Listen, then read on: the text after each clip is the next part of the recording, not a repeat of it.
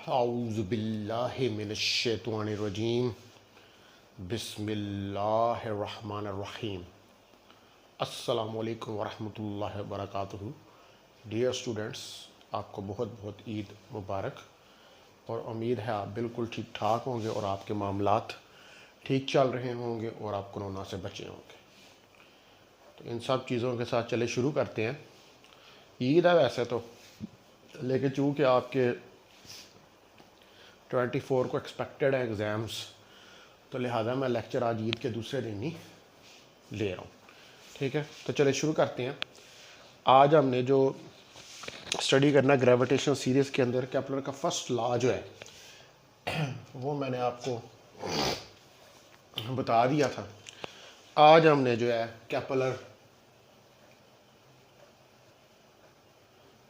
Second law और Kepler third law जो है उसको स्टडी करना है।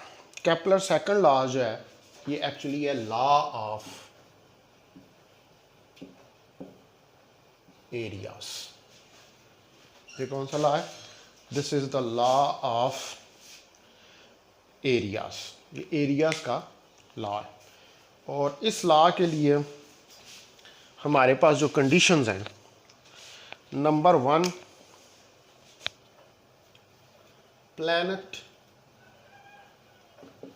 cannot move or revolve। planet जो है वो मूव नहीं कर सकता या revolve around the sun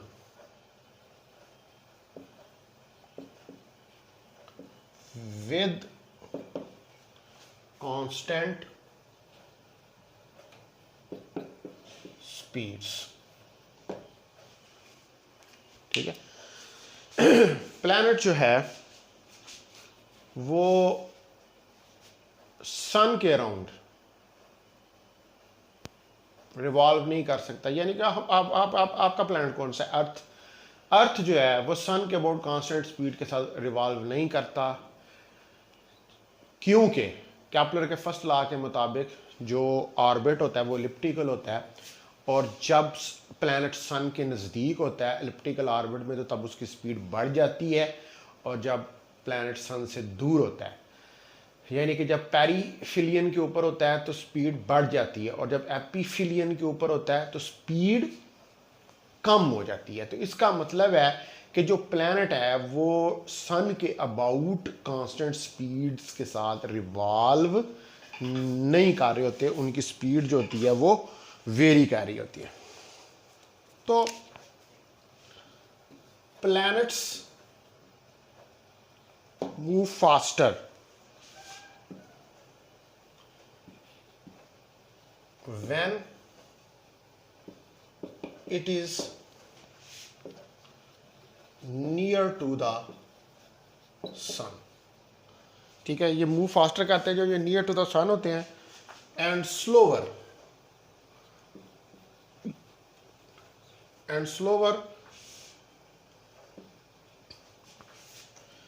when they are away from the sun। ठीक है जी, और जब ये अवे होते हैं सन से तो तब इनकी स्पीड जो है वो स्लो हो जाती है। यानी कि जब planets near, planet moves faster when it is near to the sun, यानी कि जब ये सन के नियर होते हैं तो ये तेज़ स्पीड से गुजरते हैं, और ये स्लोवर होते हैं when they are away from the sun. जब ये सन से अवे हो जाते हैं तो इनकी स्पीड जो है वो स्लो हो जाती है। तो आप देखें कि अगर इस चीज़ को हम समझना चाहें, और ये जो केपलर लॉ की स्टेटमेंट है ये तो कंडीशंस होगी, और इसकी जो स्टेटमेंट है फिर उसका प्रूफ भी हम देखेंगे।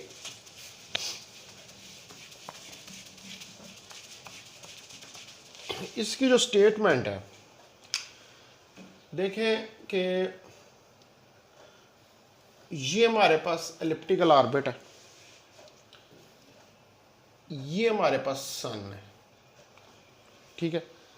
यहां पर इस पॉइंट के ऊपर ये प्लैनेट है तो ये मूव करेगा फास्ट, और जब सन से दूर इस पॉइंट के ऊपर प्लैनेट है, पहले इधर था, तो जब इस पॉइंट के ऊपर प्लैनेट है तो ये क्या करेगा, मूव करेगा स्लो। तो इसकी जो स्टेटमेंट है इसको हम कहते हैं the areal velocity, second law की, the areal velocity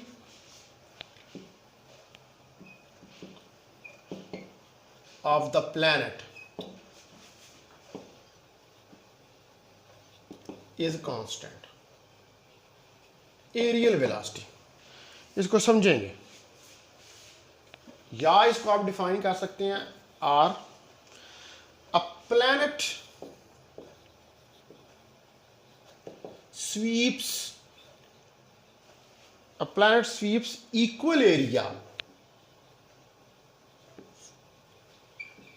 in equal intervals of time। Area velocity का यही मतलब है कि प्लैनेट जो है वो चाहे नज़दीक हो सन के चाहे सन से दूर हो, वो इक्वल एरिया स्वेप्ट करता है in equal intervals of time. अब इस चीज़ को हमने फील करना है, इसका बेसिक कंसेप्ट जो है उसको देख रहे हैं, यानी कि जो एरिया स्वेप्ट हो रहा है it should remain constant. Speed constant नहीं है, लेकिन जो एरिया स्वेप्ट हो रहा है वो कांस्टेंट है। अब देखिए मैं दोबारा फिगर बनाता हूं, ये देखें, ये हमारे पास जो है ये क्या है, ये एक एलिप्टिकल ऑर्बिट है, ठीक है, ये हमारे पास एक एलिप्टिकल ऑर्बिट है। तो यहाँ पे हमारे पास ये सन है, ठीक है। तो इधर ये जो सन है, यहाँ से ये एरिया इस जगह पर प्लैनेट स्वेप्ट अप करता है, ये हम कह देते हैं P1 से P2 पॉइंट तक, ठीक है। यानी कि ये एरिया उसने स्वैप आउट किया प्लैनेट है इस जगह पर, ये सन है, सन से नज़दीक। इसका मतलब है कि इसने यहां से लेकर यहां तक जो डिस्टेंस ट्रेवल किया है, डिस्टेंस ट्रेवल्ड बाय प्लैनेट, तो जब सन से ये दूर होगा तो इसको एरिया को कांस्टेंट रखने के लिए क्या करना पड़ेगा, कम डिस्टेंस ट्रैवल करना पड़ेगा। यानी कि अगर ये दूर हो, ये सन से अगर ये दूर हो, तो अब इसको यहाँ पर ये डिस्टेंस जो इसने ट्रैवल किया, ये वाला, ये डिस्टेंस ज़्यादा है, ये डिस्टेंस कम है, ठीक है। एरिया सेप्ट को सिमिलर रखने के लिए यहाँ पर इसको जो है वो कम डिस्टेंस ट्रैवल करना पड़ेगा। इसका मतलब है कि अगर मैं ये पॉइंट कह दूँ P3 है और ये पॉइंट P4 है, तो ये वाला P3 P4 डिस्टेंस, ये क्या है, away from sun of planet, distance away from sun of planet, और ये P1 P2 distance of planet near the sun. और ये क्या है, ये डिस्टेंस है प्लैनेट का नियर द सन। ये वाला डिस्टेंस सन के करीब, ये वाला डिस्टेंस सन से, तो ये वाला डिस्टेंस छोटा है, ये वाला डिस्टेंस बड़ा है। क्यों प्लैनेट ने इस तरह क्यों किया है? अपना एरिया जो वो स्वेप्ट कर रहा है उसको कांस्टेंट करने के लिए। क्योंकि P1 P2 यहां से हमें पता लगता है कि बड़ा है P3 P4 से, ठीक है। तो P1 P2 a large distance है, और P3 P4 a small distance।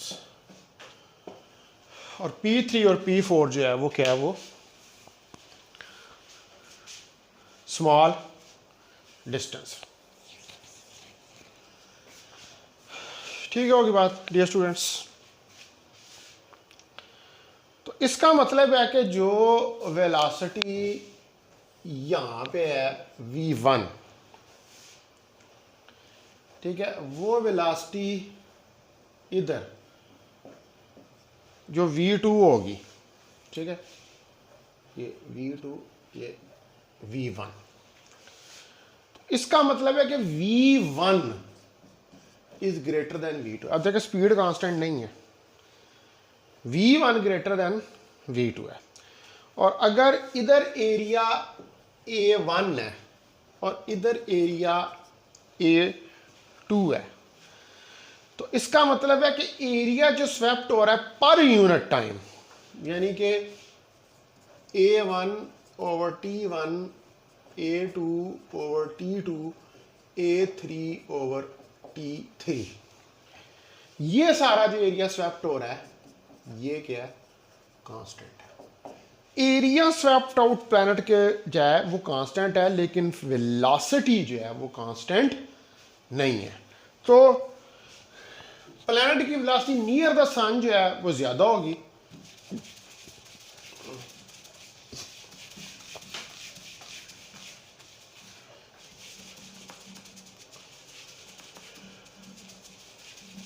ठीक है जी। Velocity v1 of the planet near the sun is greater as compared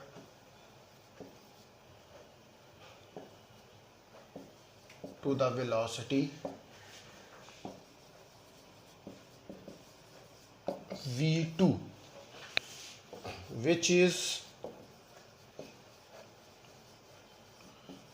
away from the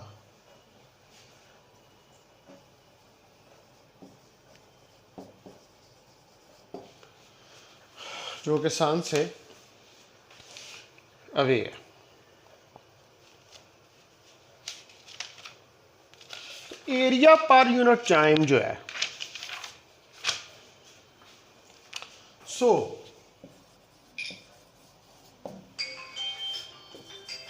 the area per unit time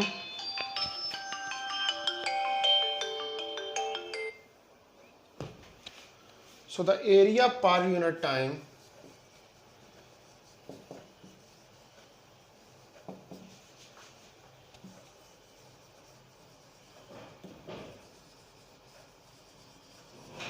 remain constant। तो area per unit time जो है वो आपका constant रहेगा। Area per unit time जो है वो आपका कांस्टेंट,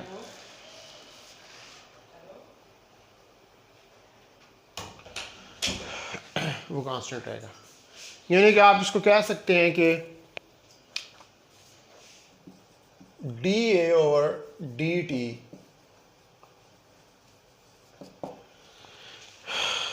कांस्टेंट के बराबर होगा अगर ये छोटा सा एरिया dA एक छोटे से टाइम dt में कवर करें।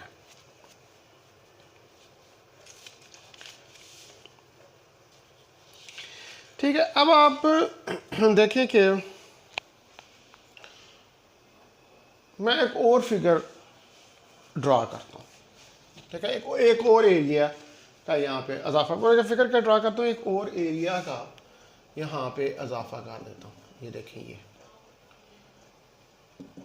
यहाँ से ये एक और एरिया का मैंने इसके अंदर इजाफा कर दिया। ठीक है, तो यहाँ पर अब आप देखें कि इस जगह पर यहाँ पर हमारे पास A1 है, V1। ठीक है, इस जगह पर हमारे पास हो जाएगा, इसको हम कह लेंगे A2 नहीं A3 V3। ठीक है, इसको हम कह लेंगे A3 V3 और ये हो जाएगा हमारे पास A2 V2। तो 3 एरियाज हो गए। तो ये तीनों एरियाज जो हैं, ये एरियाज जो हैं तीनों, ये तो एक दूसरे के बराबर तो नहीं है। ये जो 3 एरियाज हैं A1 A2 और A3, ठीक है, A1 A2 और A3, A1 is not equal to A2 is not equal to A3। देखें ना, एरिया ये वाला एरिया A1, ये वाला एरिया ये वाला एरिया A2 और ये वाला एरिया A3, ये एक दूसरे के बराबर नहीं है। लेकिन A1 over T1, A2 over T2 और A3 over T3, area per unit time जो है ये एक दूसरे के बराबर है और ये कांस्टेंट है। ठीक है, इसके बाद देखिए यहां पर इसकी वेलोसिटी V3 होगी, तो V1 not equal to V2 not equal to V3। इन तीनों एरियाज के ऊपर वेलोसिटी जो है वो नहीं होगी, क्योंकि बराबर नहीं होगी, क्योंकि प्लैनेट जो है not move with constant velocity. Planet not move with constant velocity around the sun. तो कांस्टेंट वेलोसिटी के साथ तो मूव नहीं करता। तो ये V1 ज़्यादा होगी इस V3 से और ये V3 ज़्यादा होगी V2 के। ये सबसे नज़दीक है V1, ये उससे नज़दीक है V3, ये उससे दूर है V3 और ये V2 उससे दूर है। ठीक है, तो लेकिन प्लैनेट की जो एरियल वेलोसिटी होती है वो कांस्टेंट होती है। ठीक है जी, यानी कि A over T।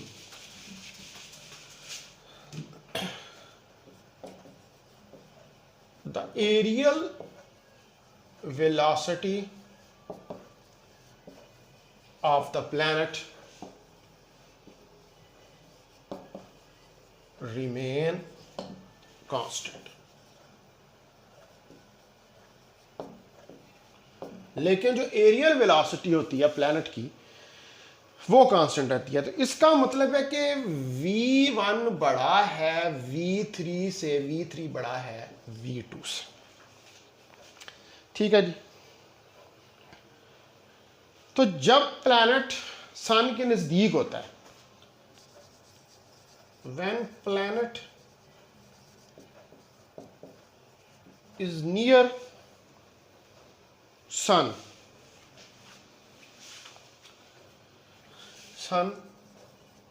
it decreases its area। तो वो अपने एरिया के डिक्रीज करता है एंड इंक्रीजेस इट्स वेलोसिटी।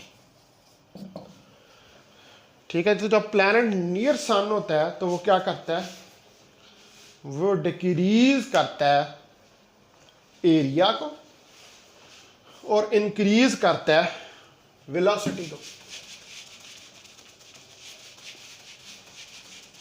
और जब अवे होता है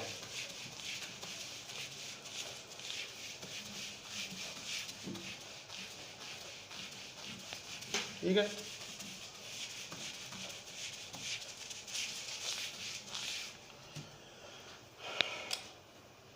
when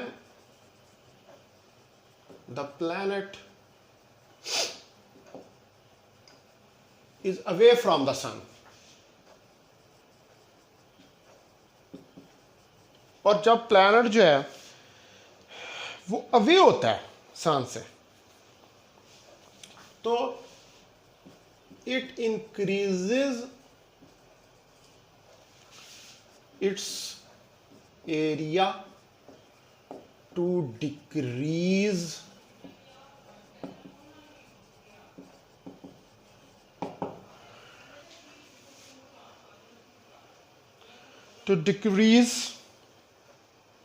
द वेलोसिटी।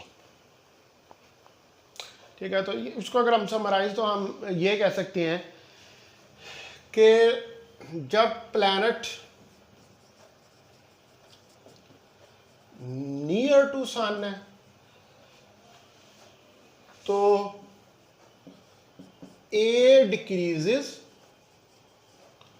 और वी इंक्रीजेस, और जब प्लैनेट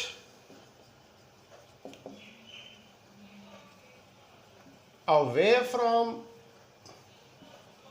सन है तो ए इंक्रीजेस और वी डिक्रीजेस। अब हमने ये चीज़ के फील लेने की कोशिश की है कि व्हाट इज इट मीन कि एरिया स्वेप्ट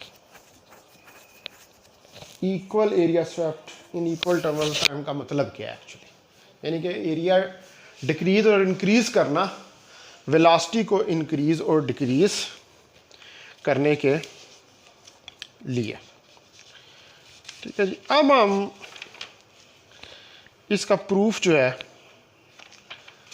सेकंड लॉ का उसको देखते हैं।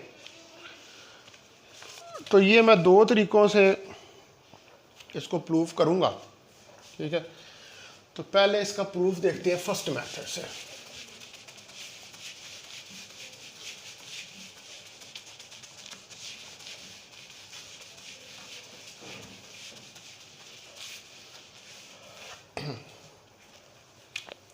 Proof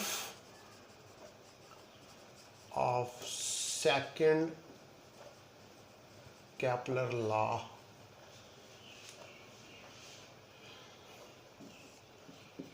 first method. तो पहले मेथड से मैं इसको प्रूव करने लगा, दोनों मेथड्स के साथ मैं आपको इसको प्रूव करके दिखाऊंगा। तो आप देखें कि हमारे पास एक एलिप्टिकल पाथ है, यहाँ पर एक फोकस के ऊपर ये सन है जिसका मास m है,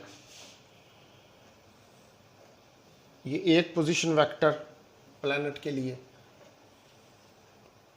ये दूसरा पोजीशन वेक्टर, और ये जो हमारे पास डिस्टेंस है ये डेल्टा r, ये r हो गया और ये r प्लस डेल्टा r हो गया। यहाँ से जो एंगल बन रहा है ये एंगल बन रहा है हमारे पास डेल्टा थीटा, ये डेल्टा थीटा हमारे पास एंगल बना।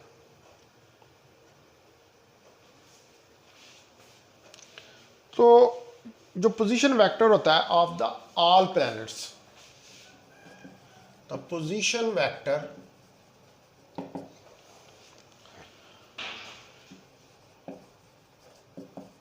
of all the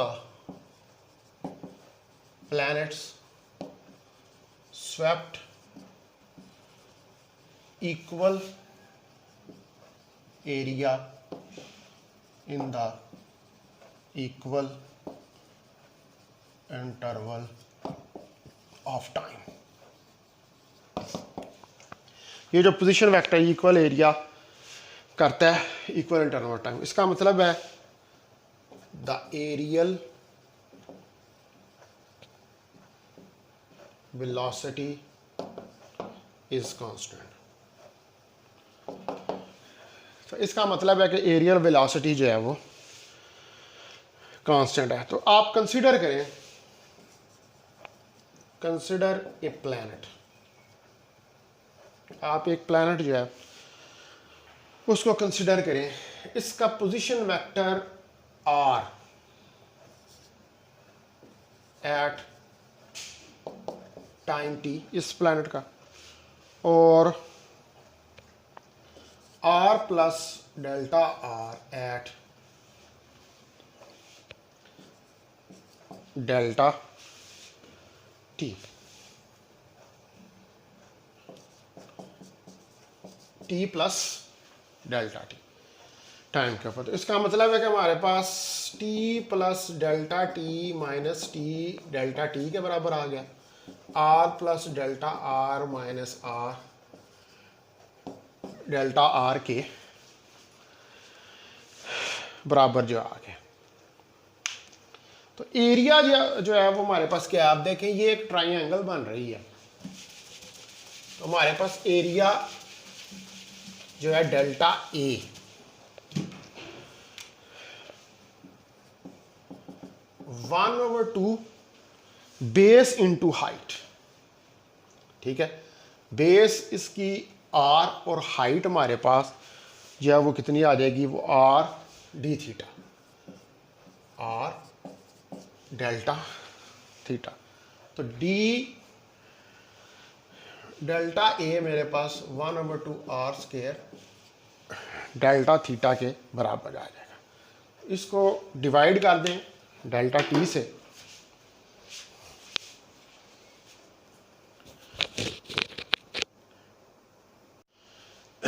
तो हमारे पास ये आर प्लस डेल्टा आर के ऊपर टी प्लस डेल्टा टी ये चीज़ आ गई, और डेल्टा ए हमारे पास जो है वो one over two R delta R और delta A one over two R square delta theta के बराबर आ गया। तो ये हमारे पास आ गया। ये हमने क्या लगाया, ट्राइंगल के ऊपर बेस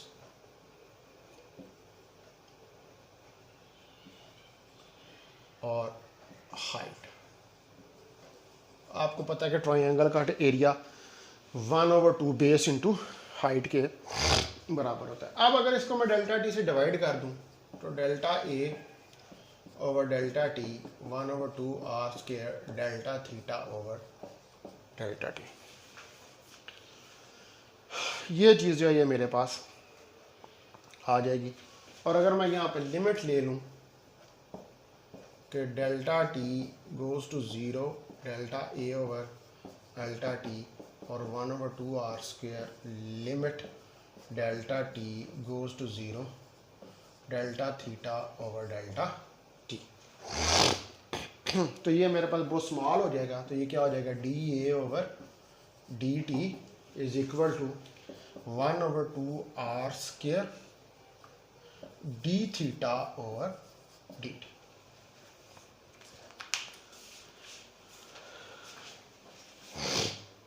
ये चीज़ जो है ये मेरे पास बन जाएगी, D over D T one over two R square D theta over D T.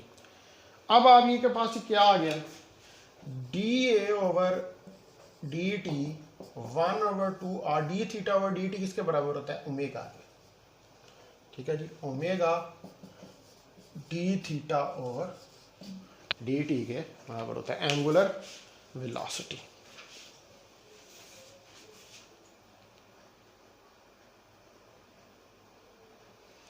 Angular velocity के बराबर था। ठीक होगी जी बात। अब हमने इसको देखें तो D over D T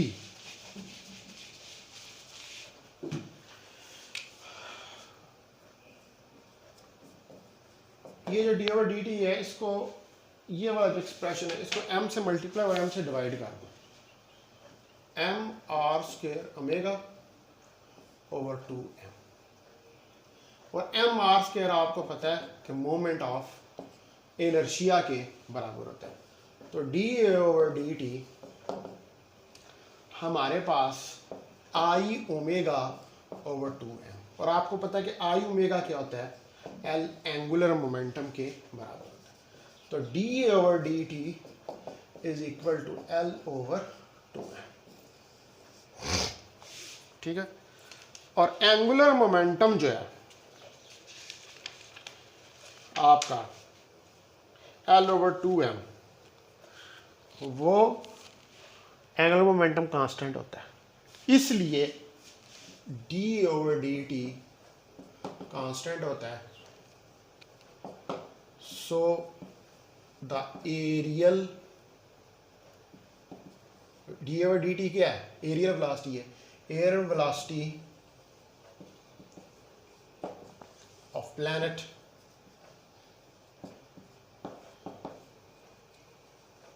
is constant. तो इसलिए एरियल वेलोसिटी जो है प्लैनेट की, वो हमारे पास कांस्टेंट होती है। तो ये हमारे पास आ गया फर्स्ट मेथड जिससे हमने इसको प्रूव करके देख लिया। अब हमने जो है वो सेकंड मेथड प्रूफ देख रहे हैं, सेकंड मेथड से।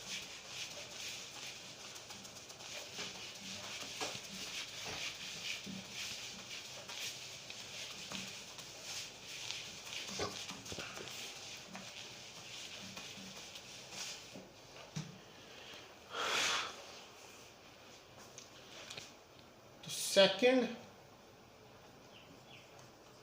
मेथड को देखते हैं। मैं दोबारा एलिप्स बनाता हूं और इस दफा मैं सन को इधर ले लेता हूं। ठीक है। और यहां से इधर तक और इधर से इधर तक ये कोई एरिया स्वेप्ट हो रहा है। ये आर वेक्टर हमारे पास पोजीशन है, ये कोई एरिया स्वेप्ट हो रहा है। ठीक है। और ये इस तरफ इसकी प्लैनेट की वेलोसिटी है, ये पोजीशन वेक्टर है प्लैनेट आर, इस डिस्टेंस आर के ऊपर, ये डिस्टेंस आर के ऊपर ये प्लैनेट है, यही है जो रिवॉल्व कर रहा है अराउंड द सन। तो यहां से इसके और इसके दरमियान एंगल थीटा जो है वो हमारे पास बन रहा है।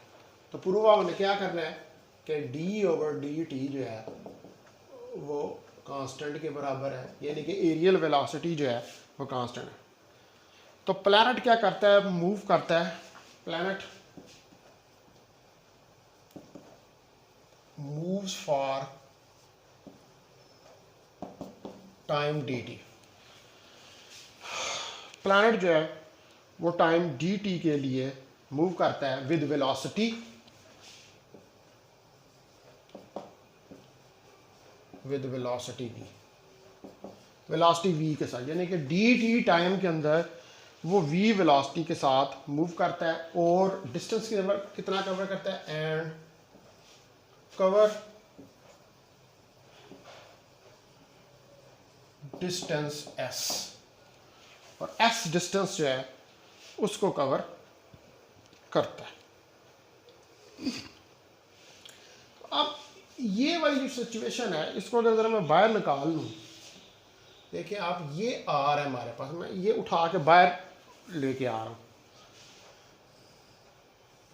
तो ये हाइट है एच, और ये वाला ये हमारे पास जो है डिस्टेंस जो वो कवर कर रहा है, ये वाला डिस्टेंस, ये डिस्टेंस है, ये डिस्टेंस यह कवर कर रहा है एस, जो कि वी डी टी के बराबर है। ठीक है। एस जो है वो वी डी टी के बराबर है।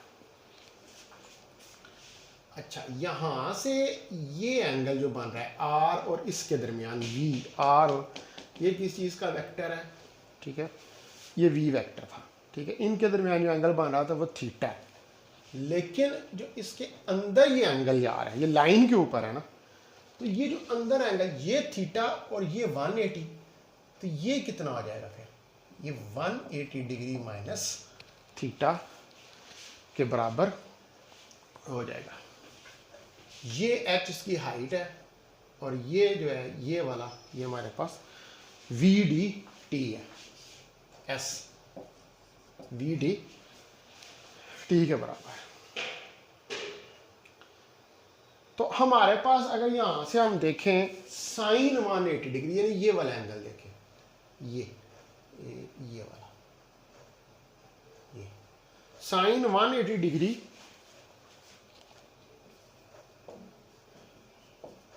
Minus theta, that is equal to H over V D T.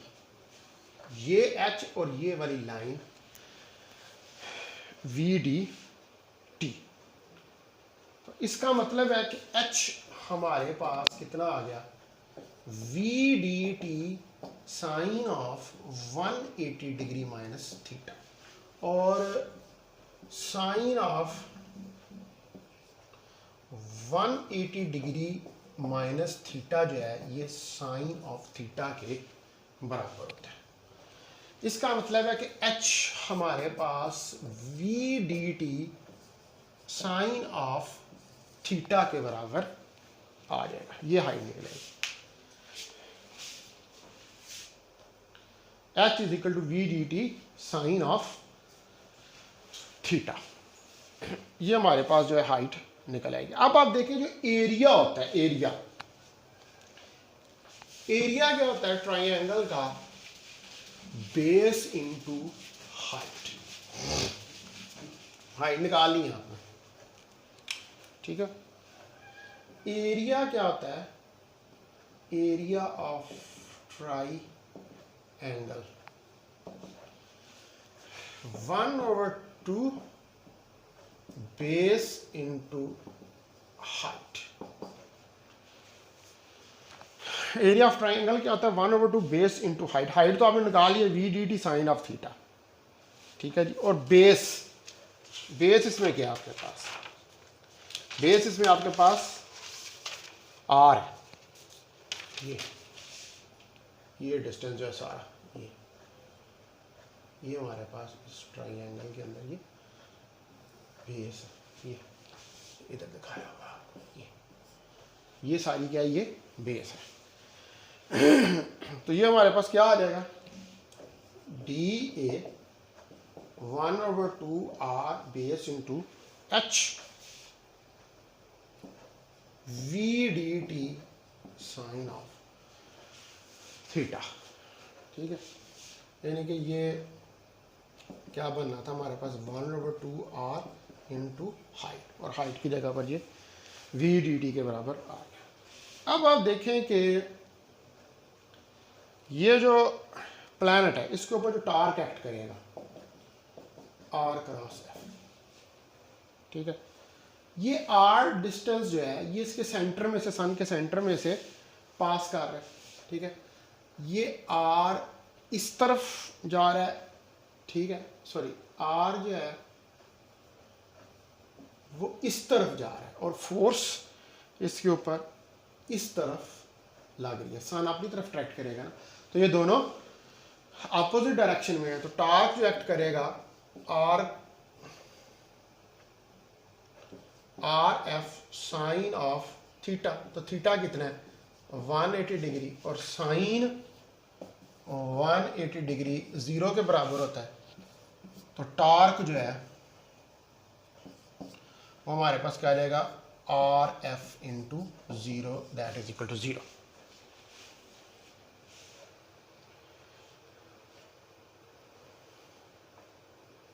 तो एंगुलर मोमेंटम जो है प्लैनेट का वो तो कांस्टेंट है, क्योंकि एंगुलर वेलोसिटी चेंज नहीं हो रही, लेकिन लीनियर मोमेंटम तो कांस्टेंट नहीं है, क्योंकि स्पीड जो है वो तो चेंज हो रही है। तो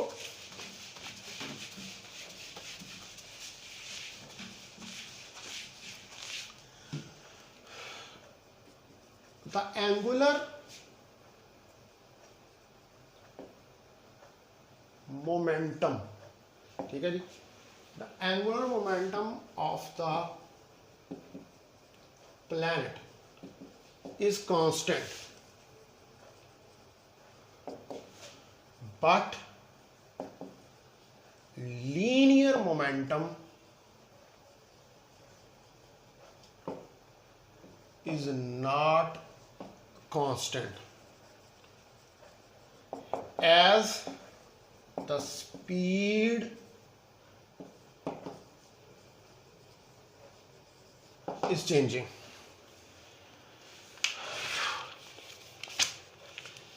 क्योंकि स्पीड जो है वो तो हमारे पास चेंज हो रही है। अब आप देखें ना, एंगुलर मोमेंटम को अगर हम देखें तो चूंकि हमें इस बात का पता है कि टा net zero, external torque zero, तो फिर टा नेट किसके बराबर होता है? D L over D T, ठीक है। तो अगर टा नेट ज़ीरो है तो एल हमारे पास कांस्टेंट आ जाएगा। अब देखें कि ये एलिप्स है हमारे पास, ये प्लैनेट है, ये इसका पोजीशन वेक्टर आर है, ये मास एम का मूव कर रहा है, ये इसकी टेंजेंशियल वेलोसिटी है और यहाँ से कोई एंगल थीटा बन रहा है। तो हमारे पास L is equal to R cross P, P M V के बराबर होता है, M V R sine of theta. तो ये M V R sine of theta जो है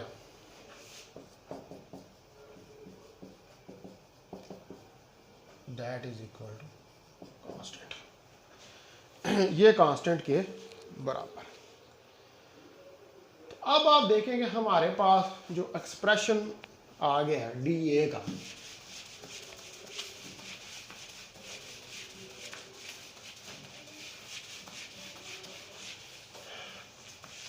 डी ए का जो हमारे पास एक्सप्रेशन है D A 1/2r into V D T sine of theta. तो m से अगर इसको मल्टीप्लाई कर दूं और डिवाइड, तो M V R D T sine of theta over 2m।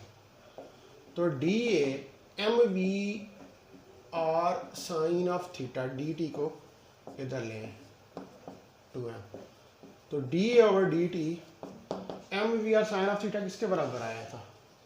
M V R sine of theta is equal to L, angular momentum के, तो एल ओवर 2 और D over D T is equal to constant.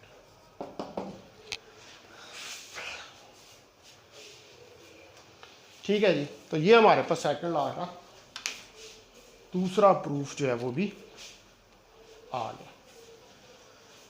अब हमने जो next चीज देखनी है, अब देखनी है स्पीड ऑफ प्लैनेट एट एपिफिलियन और पेरिफिलियन। एपिफिलियन और पेरिफिलियन के ऊपर जो स्पीड है सैटेलाइट की, सॉरी प्लैनेट की, उसको कैलकुलेट करना है।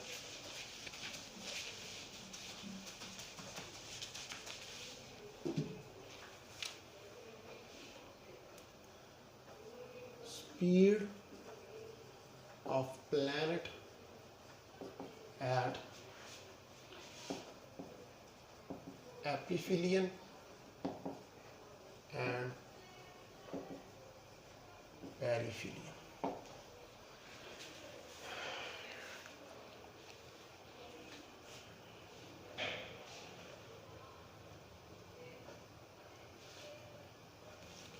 और पेरिफिलियन के ऊपर हमने जो है इसको स्पीड को जो है वो कैलकुलेट करके देखना। ये एपिफिलियन और पेरिफिलियन जो है मैंने आपको बताए थे,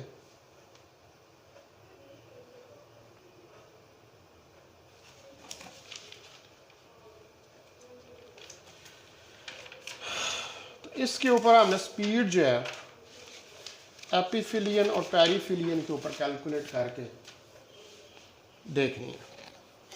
तो आप देखें कि मैं दोबारा एलिप्स ये बनाता हूँ और यहाँ पर ये हमारे पास सन है।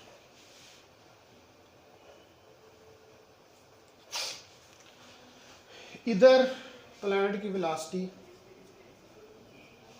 v2 है जब प्लैनेट इस पॉइंट के ऊपर है, और जब प्लैनेट इस पॉइंट के ऊपर है तो इसकी वेलोसिटी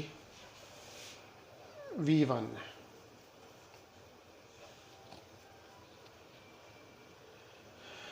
तो ये पॉइंट जो है ये हमारे पास क्या हो जाएगा, ये अफॉगी हो जाएगा।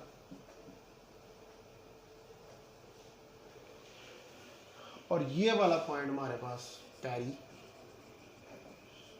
सन के करीब पैरी की और सन से दूर अफॉगी,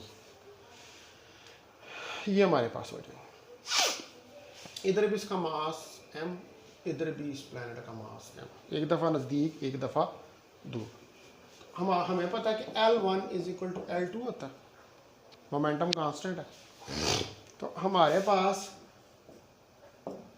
R1 P1 R2 P2 open कर दें, M V1 R1 M V2 R2 आ जाएगा। इसमें R1, अब R1 डिस्टेंस आप देखें, R1 ये डिस्टेंस है, ये R1 इस पॉइंट एफॉगी से लेकर सन तक। तो ये कितना होगा, ये हमने कैलकुलेट किया था, a plus A E R1 a into 1 plus E. ठीक है जी। उसके बाद R2 ये डिस्टेंस है, ये वाला। तो R2 कितना आ जाएगा, a minus A E 1 minus A. ये हमारे पास R1 और R2 की वैल्यूज जो हैं वो निकल आएंगे। ठीक है। तो M से काट गया, हमारे पास पीछे V1 R1 V2 R2 जो है वो बच गया। तो V1 into A into 1 plus E into V2 A into 1 minus E, ये चीज़ मेरे पास आ गई। यहाँ से A से कैंसिल हो जाएगा, तो V1 1 plus E V2 1 minus E, ये मेरे पास क्वेश्चन नंबर 1 आ जाए। ये law of conservation of momentum लगा के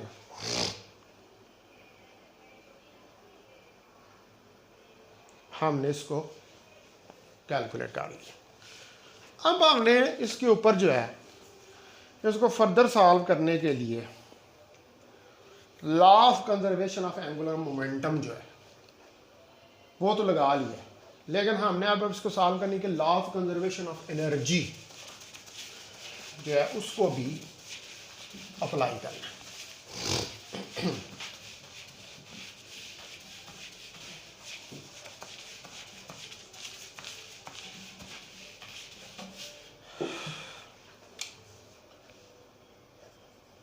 law of conservation of energy इसके ऊपर लगाएंगे। तो law of conservation of energy लगाएंगे तो E1 बराबर है E2 के। ठीक है। तो U1 plus K1 U2 plus K2,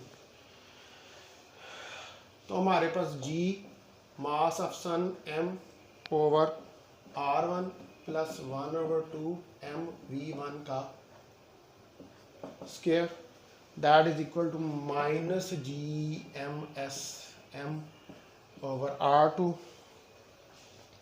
plus 1/2 mv2 का स्क्वायर। ये हमारे पास जो है वो आ जाएगा। अब ये किस तरह हमने ला लगाया है, देखें आप कि ये एलिप्स था हमारे पास, ये सन है इधर, ये सन था, ठीक है। यहाँ पर वेलोसिटी v1 है m माइनस के प्लैनेट की, और इधर वेलोसिटी p m मास की जो है वो v2 है।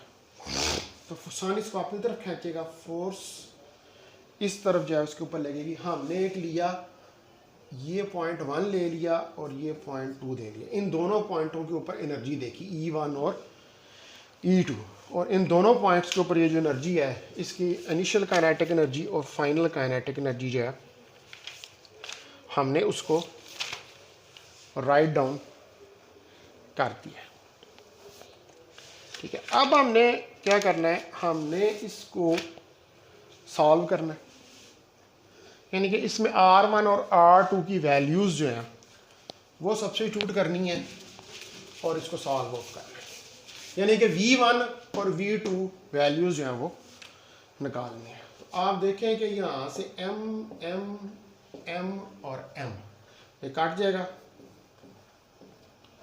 ओवर R1 की value a/1 minus E plus 1/2 V1 का square is equal to minus GMS R2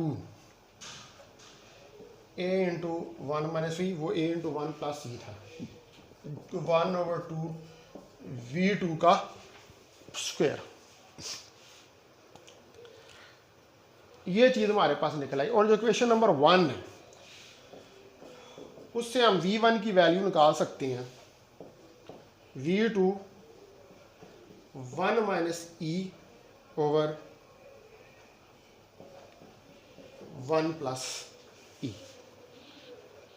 ये वैल्यू जो हम V1 की निकाल सकते हैं। ये V1 की वैल्यू निकाल के यहाँ पर V1 की जगह पर आप सब्स्टिट्यूट इसको कर दें, तो minus GMS 1 plus E plus 1/2 ये आ जाएगा V2 का square 1 minus E over 1 plus E का square, that is equal to minus GMS a/1 minus E plus 1/2 V2 का स्क्वायर।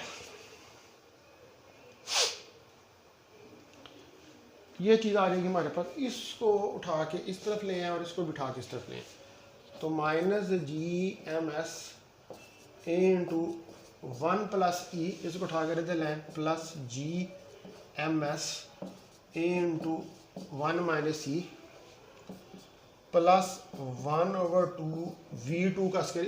इसको कॉमन निकालें, लेके आएंगे तो ये आएगा अंदर इसके 1 माइनस E 1 प्लस E का स्क्वायर माइनस 1, ठीक है। इस तरफ आएगा तो माइनस 1 इज इक्वल टू 0।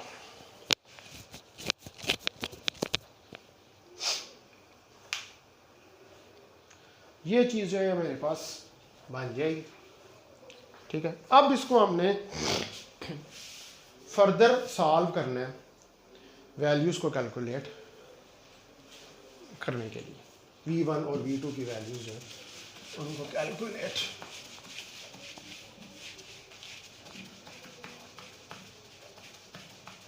करने के लिए। अब आप देखें कि यहाँ से हमारे पास GMS, ठीक है, a/1 plus E 1 minus E।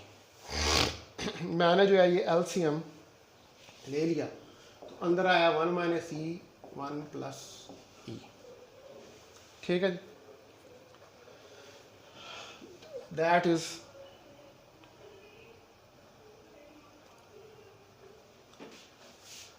Equal two plus 1/2 V2 का स्क्वायर इनटू, यहाँ से भी इसको सॉल्व करें तो 1 प्लस ई हमारे पास आ जाएगा और 1 माइनस ई का स्क्वायर माइनस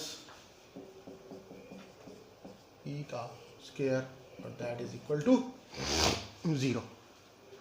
तो यहाँ से ये इससे कैंसिल हो गया तो 2gms a इंटू ये 1 माइनस ई का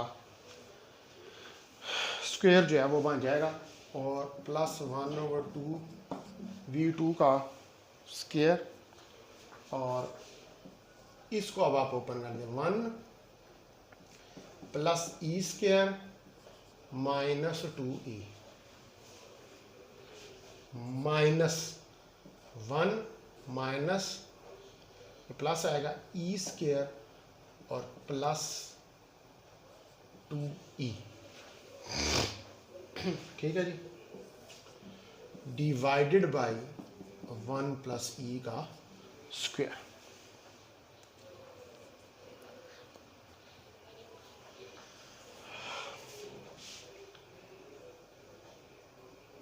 तो यहां पर देखिए ये 1 प्लस ई स्क्वायर था ना, 1 माइनस और इधर ये माइनस इसको माइनस कर देगा।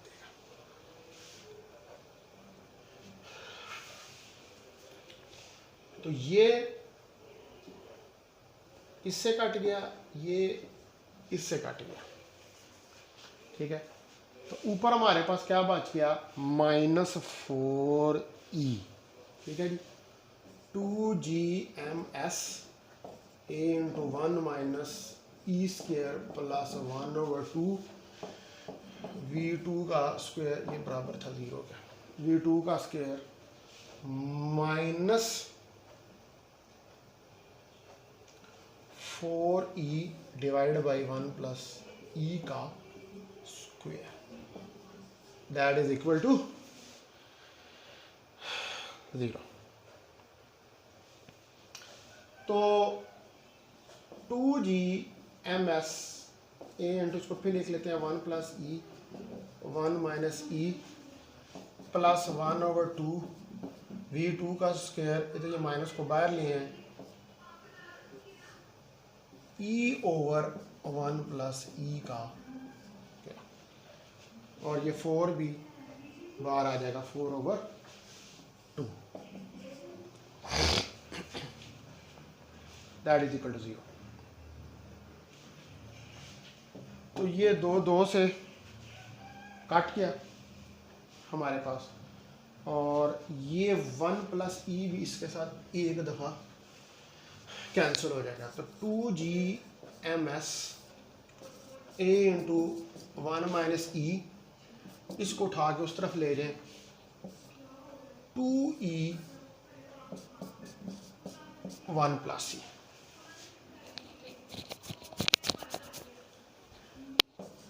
v2 का स्क्वायर। यह चीज़ जो है ये हमारे पास बन जाएगी। अब आप यहाँ से v2 की वैल्यू को निकाल सकते हैं।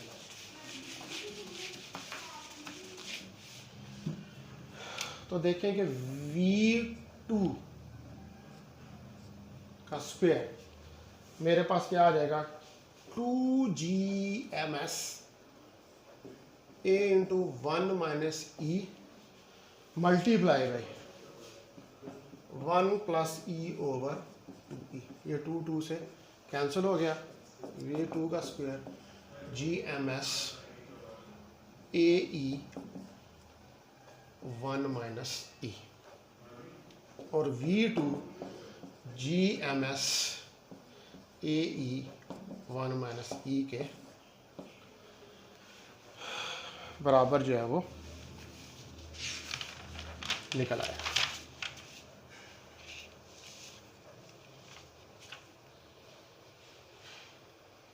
ठीक है जी, v2 कितना निकल आया हमारे पास, gms a e into 1 minus E, और ये जो 1 प्लस ई था ये इसने भी ऊपर आना है और इसने भी ऊपर आना है। तो यानी कि V2 ये ई को मैं ए में ऑब्जर्व कर देता हूँ, तो ये क्या आएगा V2 GMS over A 1 plus E over 1 minus under root, ये वैल्यू हमारे पास, क्योंकि ई और ए ये सेंट्रिसिटी है, ये कांस्टेंट है, और ए सेमी मेजर एक्सेस है, तो ये इसके अंदर ऑब्जॉर्व हो सकता है। अब आप देखें कि हमारे पास ये V2 जो है वो निकल आई, तो V2 निकल आई, तो आपके पास जो V1 है वो आप निकाल सकते हो, ठीक है। V1 जो है वो हमारे पास क्या वैल्यू थी, हमने क्या वैल्यू कैलकुलेट की थी V1 की, V1 थी हमारे पास V2 into 1 minus E over 1 plus E, ये हमारे पास V1 थी। तो V1 V2 इधर रख दें GMS over A 1 plus E 1 minus E,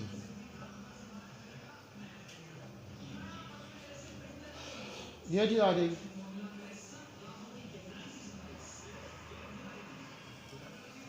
under root ये V2 की वैल्यू मल्टीप्लाई में 1 माइनस ई इंटू 1 प्लस ई, ये वैल्यू जो है ये हमारे पास आ जाएगी। तो अब इसको सॉल्व करना है हमने, तो मैं अगर इसको उठा के तो अंदर ले आऊं अंडर रूट के,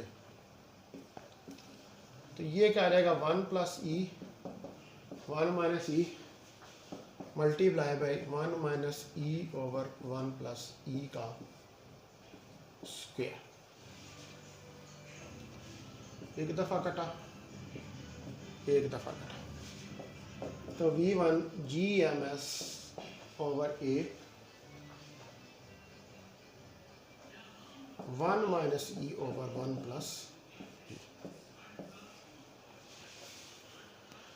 तो ये हमारे पास V1 और V1 निकल आई, इसमें 1 माइनस ई ऊपर है 1 प्लस ई नीचे है, तो इसका मतलब है कि V1 ज़्यादा है, और V2 जो है वो GMS over A 1 plus E over 1 minus E का अंडर रूट, ठीक है। सॉरी ये वाली ज़्यादा है और ये कम है, क्योंकि यहाँ पर सन नज़दीक है, यहाँ पर सन दूर है। तो ये हमारे पास V1 और V2 की वैल्यूज़ जो हैं वो निकल आएंगी। अब उसके बाद जो है हमारे पास अब लास्ट जो है इसको कवर कर लेते हैं, कैपलर्स थर्ड लॉ, और कैपलर्स थर्ड लॉ जो है वो कवर करने के बाद फिर हमारा ये आज लास्ट लेक्चर होगा इसका ग्रेविटेशन का। कैपलर्स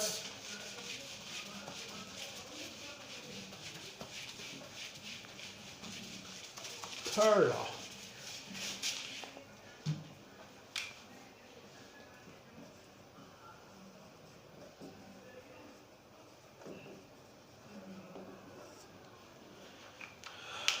कैपलर थर्ड लॉ जो है वो हमारे पास है law of periods.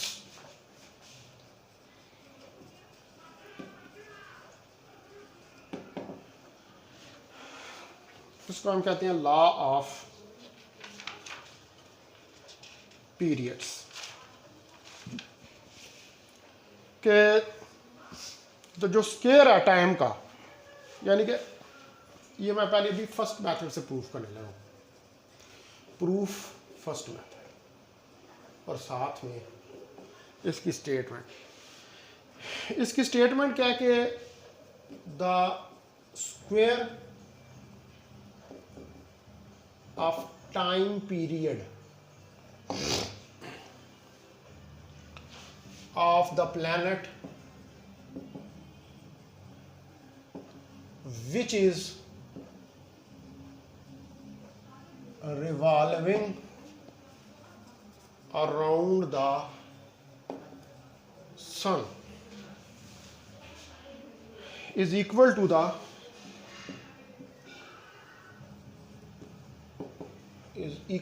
square is equal to the cube of radius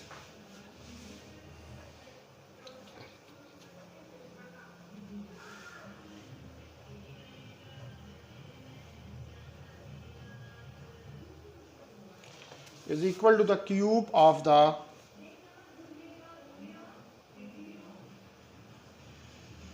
distance of the planet is equal to the cube of the distance of planet from sun.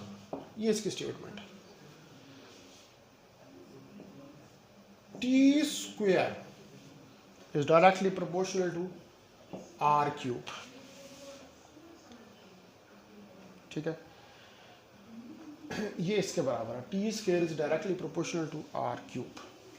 और यहाँ पर आप देखें कि अगर सन हो और ये प्लैनेट हो, सन का मास ms या m कह लें और ये डिस्टेंस r. अच्छा, मैं अभी इसको प्रूफ करने लगा हूँ ये ज्यूम करके, ठीक है, इसको प्रूव करने लगा हूँ ये ज्यूम करके कि प्लैनेट जो है वो सर्कुलर पाथ के अंदर मूव कर रहा है. लेकिन हमें इस बात का पता है कि प्लैनेट जो होता है वो सर्कुलर पाथ के अंदर तो मूव नहीं करता. प्लैनेट जो होता है वो तो एक्चुअली इलिप्टिकल पाथ के अंदर जो है वो मूव करता है. ठीक है, मैं लेकिन यहाँ पर ये जूम करके इसको प्रूव करने लगा. वैसे ये बुक्स के अंदर किया हुआ है ठीक ही है. अगर आप ये कहें कि प्लैनेट जो है उसका सर्कुलर ऑर्बिट, वैसे प्लैनेट का सर्कुलर ऑर्बिट नहीं होता. एक्चुअली जो ये लॉ है वो ये बनता है कि टी स्क्वायर ए क्यूब, क्योंकि इलिप्टिकल होता है ना तो सेमी मेजर एक्सिस. हम ये भी प्रूफ करेंगे, लेकिन पहले मैं ये वाला जो है वो प्रूफ करने लगा. ठीक है, फर्स्ट मेथड जो है इससे सर्कुलर ऑर्बिट के लिए अज्यूम करके. तो हाँ, आप कंसिडर करें कि एक प्लैनेट है हमारे पास, ये मास m का. Consider a planet of mass m which is orbiting around sun in a circular path. इस सर्कुलर पाथ में ऑर्बिट कर रहा है अराउंड द सन. ठीक है, सन का मास हमारे पास m है, प्लैनेट का मास हमारे पास स्मॉल m. तो इनके दरमियान ग्रेविटेशनल फोर्स होगी. Gravitational force provide centripetal force. लेकिन ना सन और प्लैनेट के दरमियान ग्रेविटेशनल फोर्स होगी जो प्रोवाइड करेगी सेंट्रीपिटल फोर्स को. तो ग्रेविटेशनल फोर्स कितनी होगी? F G M M over R square equation 1 और F C M V square over R ये इक्वेशन 2. तो अगर आप कंपेयर कर ले 1 और 2 को, तो M V square over R G M M, ये इससे कट गया, एम एम से निकल गया, तो वी स्क्वायर हमारे पास जी एम ओवर आर के बराबर आ जाएगा. और यहाँ पर आपको पता है कि v जो है वो आर ओमेगा के बराबर होता है. तो v square R square omega square के बराबर हो जाएगा. तो यहाँ पर क्या आ जाएगा? R square omega square is equal to G M over R. R square omega square is equal to G M over R. ये इसके बराबर जो है हमारे पास आ जाएगा. और हमें इस बात का भी पता है कि जो ओमेगा है, ओमेगा वो होती है 2 पाई ओवर टी के बराबर. ओमेगा किसके बराबर होता है? 2 पाई ओवर टी के. तो ओमेगा स्क्वायर हो जाएगा 4 pi square over T square. ये वैल्यू यहाँ पर पुट करना है. ये हो जाएगा, इस आर को इस तरफ ले हैं तो ये हो जाएगा R cube omega square G M. R cube omega square की जगह पर 4 pi square T square is equal to G M, इसके बराबर आ जाएगा, ये उधर ले जाएं, R cube is equal to G M over 4 pi square T square. ये सारा कांस्टेंट है, तो मैं कहूँगा कि R cube is equal to K T square, ये कांस्टेंट के बराबर है, तो are cube is directly proportional to T square, या T square is directly proportional to R cube. यह हमें प्रूव करना था। इसका मतलब है कि आपके पास जितना बड़ा रेडियस होगा ऑर्बिट करने का प्लैनेट के, उतना ही ज़्यादा उसका टाइम पीरियड भी होगा। ठीक है, तो ये चीज़ जो है ये हमने प्रूव करके दिखा दी। अब आप देखें कि इसका एक छोटी सी जो है, इसका सेकंड प्रूफ देखने से पहले एक छोटी सी एग्जांपल जो है वो उसको देख लेते हैं।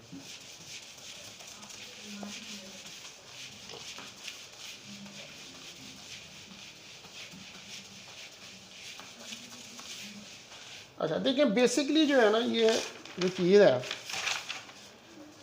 ये क्या है कि हमारे पास सपोज करें कि अगर ये सन है और ये एक प्लैनेट और ये दूसरा प्लैनेट, ये P1 प्लैनेट, इसका मास m, ये P2 प्लैनेट, इसका मास m1 कह लें, इसका m2 कह लें, इसका टाइम पीरियड T2, इसका टाइम पीरियड T1 रिवॉल्व करने का। ठीक है, इसका सन से डिस्टेंस R1, इस दूसरे का सन से डिस्टेंस R2। ये क्या बन जाएगा, T2 ओवर T1 का स्क्वायर, R2 ओवर R1 का क्यूब। यही है कैपलर्स लॉ। ठीक है, यानी कि ये रेशो जो है ये हमारे पास आ जाएगी। तो एग्जाम्पल इसी रेशो से रिलेटेड है कि अगर if the distance between earth and sun, if distance between earth and sun, अगर डिस्टेंस जो है अर्थ और सन के दरमियान वर हाफ ऑफ इट्स वैल्यू, उसकी half of value of its present value, उसकी प्रेजेंट वैल्यू से हाफ हो जाए, the number of days, the number of days in 1 year will be. तो नंबर ऑफ डेज एक साल में क्या होगा, क्या है, अगर डिस्टेंस अर्थ और सन के दरमियान है वो आधा हो जाए उसकी प्रेजेंट वैल्यू से। वैसे तो कितने दिन होते हैं हमारे पास, ठीक है, हमारे पास जो है वो कितने दिन होते हैं, वो 360 डेज होते हैं। तो अगर हाफ हो जाए तो फिर कितने डेज जो हैं वो रह जाएंगे। आप देखिए कि इनिशियली, ठीक है, ये हमारे पास यहाँ पर सन है और ये अर्थ है। अभी इसका टाइम पीरियड T1 है, ये डिस्टेंस D है, लेकिन ये छोटा हो जाता है डिस्टेंस, ये डिस्टेंस D/2 हो जाता है, और ये अर्थ है, इधर टाइम पीरियड का T1 था, इधर T2 है। तो अब हम वही वाला फार्मूला लगाते हैं, ये वाला, ठीक है, ये वाला फार्मूला आप लगाएं, T2 over T1, R2 over R1। R2 हमारे पास d/2 है और r1 हमारे पास d है। तो t2 ओवर t1 का स्क्वायर d/2 ओवर d। तो ये आ जाएगा हमारे पास 1/8। ठीक है जी। तो t2 का स्क्वायर इज इक्वल टू उस तरफ जाएगा t1 का स्क्वायर ओवर 8। तो t1 कितना होगा 365 days, 365 multiply by 365 divide by 8। तो t2 365 multiply by 365 divide by 8 का अंडर रूट। तो ये हमारे पास इसको सॉल्व करेंगे तो t2 को निकल आएगा 129 डेज, यानी कि 365 डेज जो हैं वो रिड्यूस होके 129 हो जाएंगे अगर डिस्टेंस जो है अर्थ और सन के दरमियान में उसको हम हाफ कर दें ऑफ इट्स प्रेजेंट वैल्यू। ठीक है स्टूडेंट्स, अब हमारा लास्ट इस चैप्टर का आर्टिकल प्रूफ जो है इसका असल प्रूफ कैपिटल थर्ड लॉ का, उसके बाद ये ग्रेविटेशन जो है वो ख़त्म हो जाएगी। लास्ट वन में करेंगे। आज वीडियो लंबा हो गया, तकरीबन 1.5 घंटे से ऊपर हो गया, लेकिन मैं इसलिए किया कि ये आज हम इसको कंप्लीट कर दें और कल से जो है वो नया चैप्टर शुरू करें। तो प्रूफ थर्ड कैपिलर लॉ, ठीक है जी, सेकंड मेथड से। तो आप देखें कि हमारे पास जो है ये एलिप्टिकल ऑर्बिट होता है, ये यहाँ पे सन है जिसका मास ms है, ये हमारे पास सेंटर है, ठीक है, यहाँ से यहाँ तक डिस्टेंस a और इधर से भी इधर तक का डिस्टेंस ये टोटल a और ये वाला AE हमारे पास आ गया। ठीक है, हमें पता है कि सेकंड लॉ ऑफ कैपिलर क्या कहता है कि dl over dA over dt जो है वो L ओवर 2m के बराबर होता है। यहाँ पर जो प्लैनेट है, ठीक है, इसकी ये स्पीड v1, ठीक है, और मास इसका m है हमारे पास। तो ये डिस्टेंस r1 इधर से लेकर इधर तक होगा, सन से लेकर प्लैनेट का, ये कितना रहेगा r1 a into plus AE 1 plus E के बराबर हो जाएगा। तो वन कंप्लीट रेवोल्यूशन जो है वो क्या है, area of the ellipse. One complete revolution,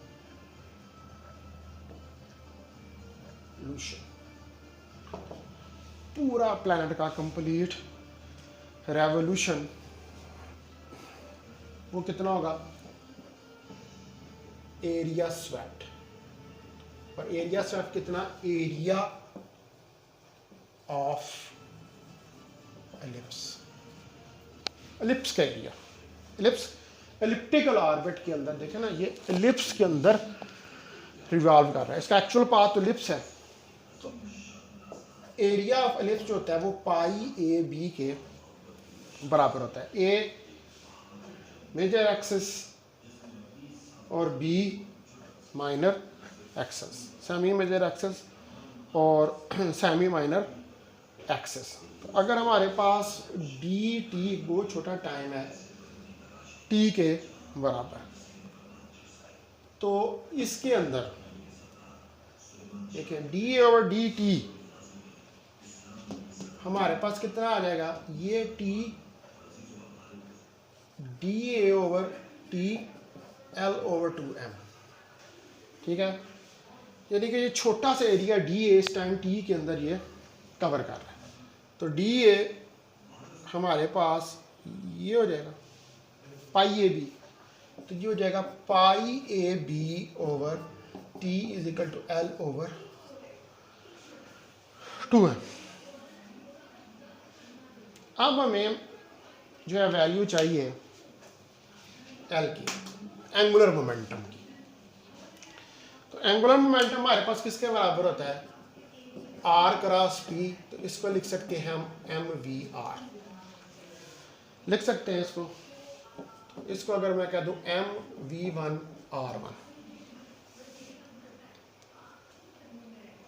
ठीक है जी। तो ये वैल्यू यहां पर पुट कर दें, तो pi A B over T M V one R one over 2 M M से कैंसल हो गया। तो हमारे पास क्या बच गया,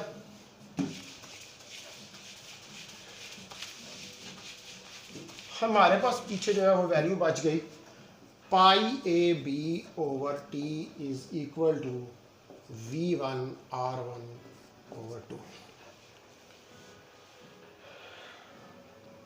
we one R one over 2। अब इसमें आर वन और वी वन की वैल्यू रख दे। वी वन कितना है, वी वन हमारे पास G M S over A into 1 minus E 1 plus E का अंडर रूट, और आर वन कितना है हमारे पास ए इंटू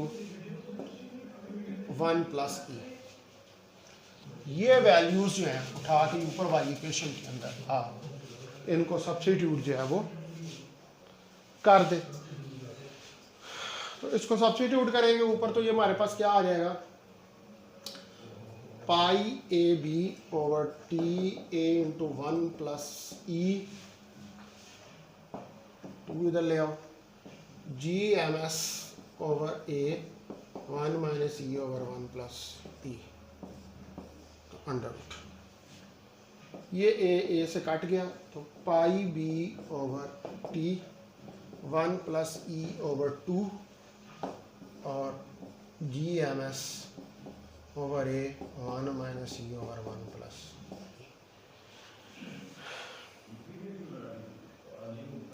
ये चीज़ हमारे पास आ जाए। अब इसका दोनों तरफ स्क्वायर ले लें, तो pi square B square over T square 1 plus E का स्क्वायर डिवाइडेड बाई 4, और ये आ जाएगा 1 minus E into 1 plus E ji M S over A. ये चीज़ आ गई। अब यहाँ पर जो देखिए कोई चीज़ कट होती है, ये इसके साथ एक दफ़ा कैंसिल हो जाएगा, तो pi square B square over T square is equal to, ये से कैंसिल हो गया, तो ये आ जाएगा 1 plus E into 1 minus E divided by 4 multiply by G M S over A. ये चीज़ है। अच्छा, अब हमें बी स्क्वायर का रिलेशन का पता है कि बी स्क्वायर का ए के साथ जो है वो क्या रिलेशन होता है। तो आप देखें कि बी स्क्वायर जो है वो हमारे पास किसके बराबर होता है, A square 1 minus E square. तो यहाँ पर वैल्यू रख दें, pi square A square 1 minus E square over T square is equal to, ये भी 1 माइनस ई स्क्वायर हो जाएगा over 4 G M S over A. तो ये इससे कैंसिल हो गया, पाई स्क्वायर ए को इस तरफ ले जाएं, A cube over T square G M S over 4 A. ठीक है, तो ये आ जाएगा G M S T square और ये नहीं था ना इधर, हमने एक उठा के इधर ले गया, तो ये आ जाएगा 4 पाई स्क्वायर ए क्यूब तो T square 4 pi square over G M S a cube. तो ये क्या है, ये सारा के कांस्टेंट है, ए क्यूब के किसके बराबर है, G M S 4 pi square G M S. इसका मतलब है कि टी स्क्वायर डायरेक्टली प्रोपोर्शनल है ए क्यूब के। देखिए ये एलिप्स के लिए हमने सॉल्व करके दिखा दिया, और ये एग्जैक्ट इसका बिल्कुल करेक्ट जो है वो प्रूफ।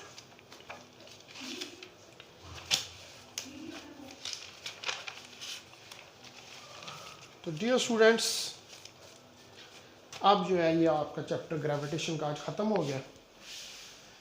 हमारे पास 2 चैप्टर जो हैं वो रह गए, अब बेल प्रॉपर्टीज ऑफ मैटर और स्पेशल थ्योरी ऑफ रिलेटिविटी, वो मैं आपको डिटेल के साथ पढ़ाऊंगा। मुझे दोनों चैप्टर कवर करने के लिए 10 वीडियोस चाहिए, यानी कि अगर आपके 24 को इम्तिहान शुरू भी होते हैं तो 11 या 12 अगस्त तक आपका कोर्स जो है मैं वो ख़त्म कर दूंगा, उसको मैं एंड कर दूंगा। तो डियर स्टूडेंट्स, अपना बहुत ख्याल रखें। ये लेक्चर्स जो हैं ये आपको नोट करने पड़ेंगे, बहुत इम्पॉर्टेंट है इनको नोट करना। इनके अंदर मैंने एक एक चीज़ जो है वो करवाने की कोशिश की है, और इस एक एक चीज़ एग्जांपल्स भी आपको साथ में करवाई हैं ताकि आपका कंसेप्ट क्लियर हो। तो ये सारा कंप्लीटली आपने इसको नोट डाउन करना है इन लेक्चर्स को। मैं एंड पे जो स्टूडेंट ये सबसे अच्छा नोट करेगा, ये अपने मैं नीट लेक्चर्स उससे लूँगा और उसे मैं कॉपी करवाऊँगा, ठीक है, और बल्कि उसको इनाम भी दिया जाएगा उस स्टूडेंट को इंशाल्लाह ताला। ऑल द बेस्ट, अपना काम करते रहें और पढ़ाई करते रहें। बहुत शुक्रिया। अस्सलाम वालेकुम वरहमतुल्लाहि वबरकातुहू।